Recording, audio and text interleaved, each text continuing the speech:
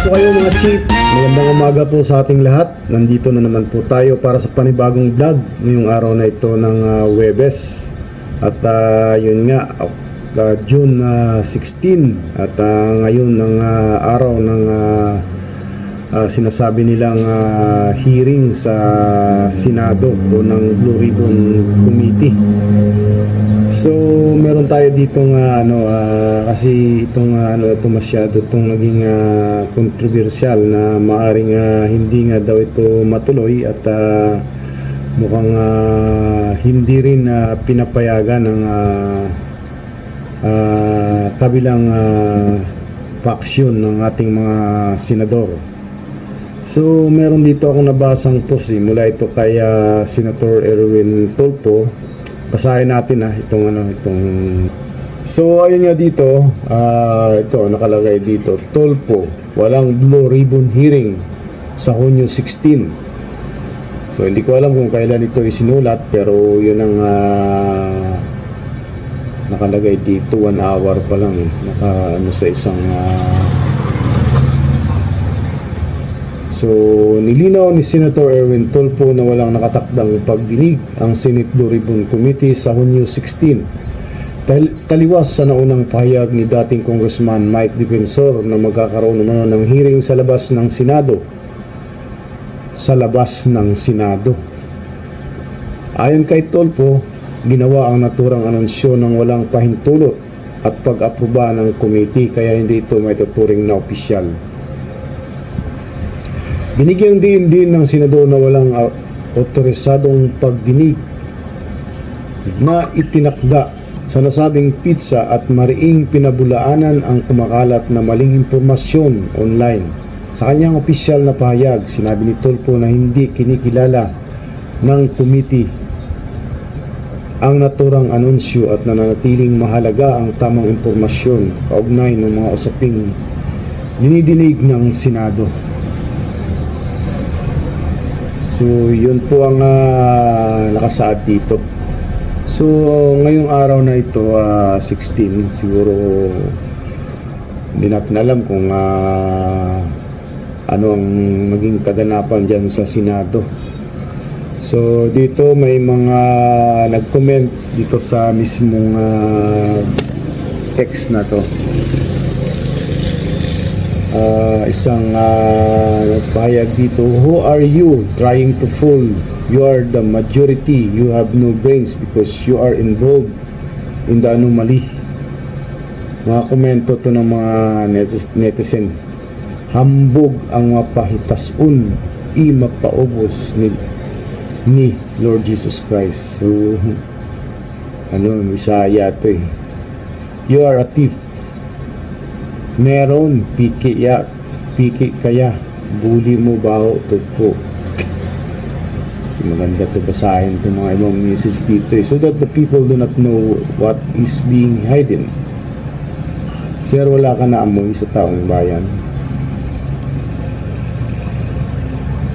Bakit kaya ayaw niya?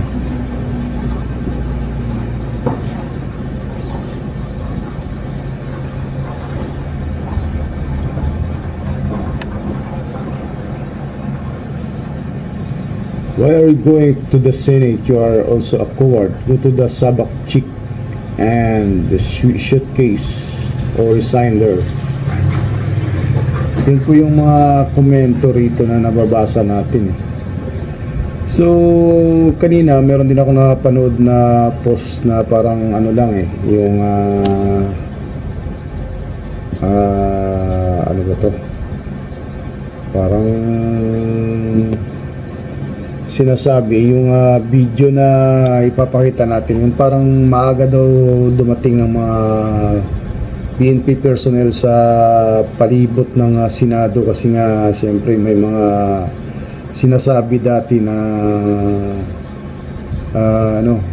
merong pagbabanta sa seguridad ng Senado na mangyayari ngayong June 16 dahil nga dito sa Blue Ribbon Committee hearing na mangyayari. At hindi natin alam kung natuloy nga ito kasi sa ngayon Naghanap ako ng mga video na kaugnay sa Blue Ribbon Committee hearing, pero wala pa akong nakikitang mga post hanggang ngayon. So maaga pa tayo nag-aabang ng mga ibabalita natin din o i-share natin dito sa ating YouTube channel, at talagang wala akong makitang mga update pa. So kung may nangyayari mga hearing ngayon, so around 11 past 9 o 11:30, mag-11:30 na. So dapat may mga konting update na nangyayari. Pero yung nakikita nating update dito, katulad ni dating Congressman Chavit Singson, ay nakitang pumunta sa Mandaluyong, at yun nga, siguro may pagtitipon, o yun nga sinasabi nila, yung 18 na dating sinasabing Marines, naging 18 witness, o naging 18 bodyguards. Sa ngayon tinatawag nilang 18 kargador. Yun ang yun ang nabasa ko dun sa caption, kaya't nandun si Singson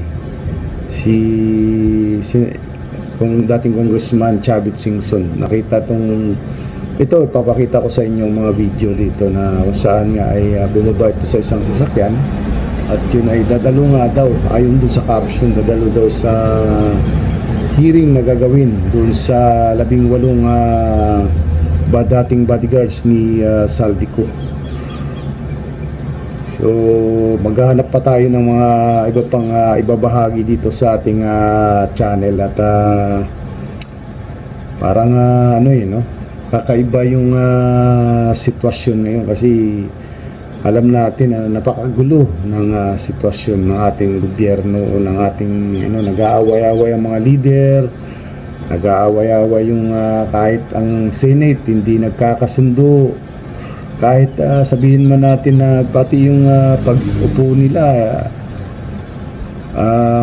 merong ibinoto, tapos nagtalaga sila ng acting na naman na Senate President, mula kay Cayetano napunta na naman kay Gatchalian. So napakahirap, kaya ang mga taong bayan wala nang inaatupag, kundi mag-abang na lang ng mga news at i-update. At talagang galit na ang taong bayan kung ating titingnan ang mga mensahe na lumalabas sa kanilang mga post, sa kanilang mga social media accounts, o sa mga komento na nagkakalat sa mga iba't ibang post ng mga patungkol o may kaugnayan sa Senado, sa Kongreso, o yung mga hearing na yan, yung mga update na news.